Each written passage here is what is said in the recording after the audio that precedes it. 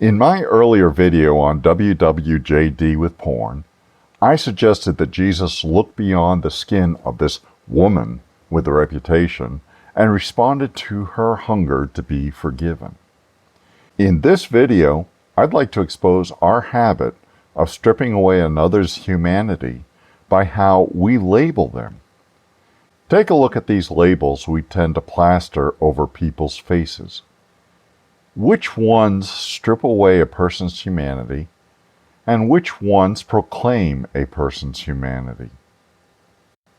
Pervert, child, raghead, confidant, whore, father, you people, daughter, basket of deplorables, baby, felon, mother, spick, brother, vagrant.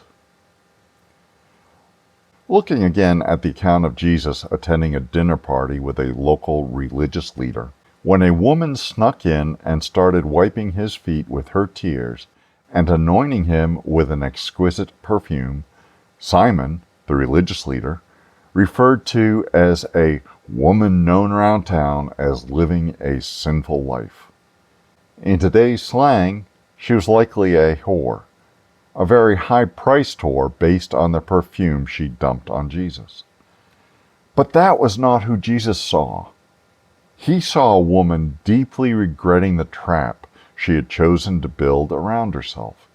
He saw a woman starving for forgiveness from God and from man. And he gave her forgiveness. Unfortunately for us, this was not unusual for Jesus. Rather, it's just one of many examples of what Jesus would do when interacting with those our society has scorned or dismissed. A couple of chapters later in Luke 9, Jesus is surrounded by a crowd of people as he walked along. Coming to a sycamore tree, Jesus looked up and said, "Zacchaeus, hurry, come down, for today I must stay at your house."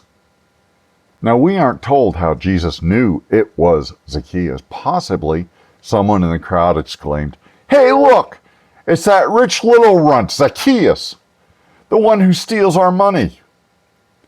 Regardless, Jesus knew Zacchaeus was seeking him, and to demonstrate the genuineness of his changed heart, Zacchaeus told Jesus, "Behold, Lord, half of my possessions I am giving to the poor, and if I have extorted anything from anyone, I am giving back 4 times as much." That is an excessive act of gratitude for being seen by Jesus. But remember the question that Jesus asked Simon when at his dinner party.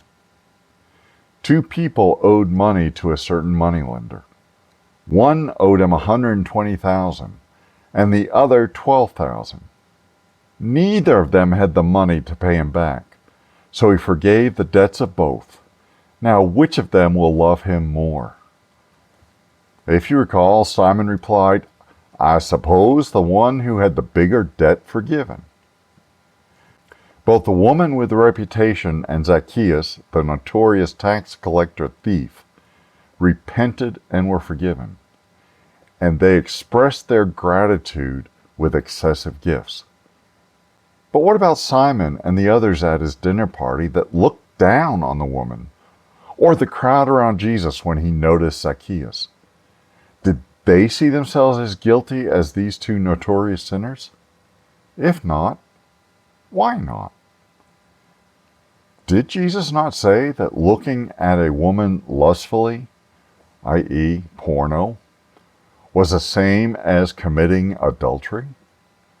I wonder how many of them had looked at her lustfully.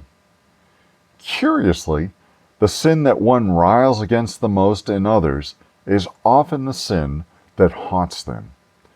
Pornography is one of the more common ones.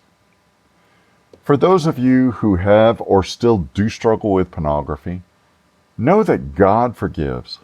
Of course, forgiving yourself for being a whore or a pervert may seem impossible, but it is not. Right now, though, consider this question. In these two events, besides Jesus, there have been the arch-villains, the notorious sinners, and the others who are condemning these notorious sinners. Of these two, with which do you find yourself empathizing? Is your expression of love for Jesus more in line with the one forgiven 120,000 or the one forgiven 12,000? Now, does that change as you start to fathom your choices and actions against those of others? Hold on. Not others, that's too easy. How about compared to Jesus? Here's my call to action. When you interact with a cashier, janitor, police officer, clerk, or laborer, interact with them as if they are another person like you, maybe even having a long day. Ask Father how you may bless them. Maybe just calling them by their name on their name tag.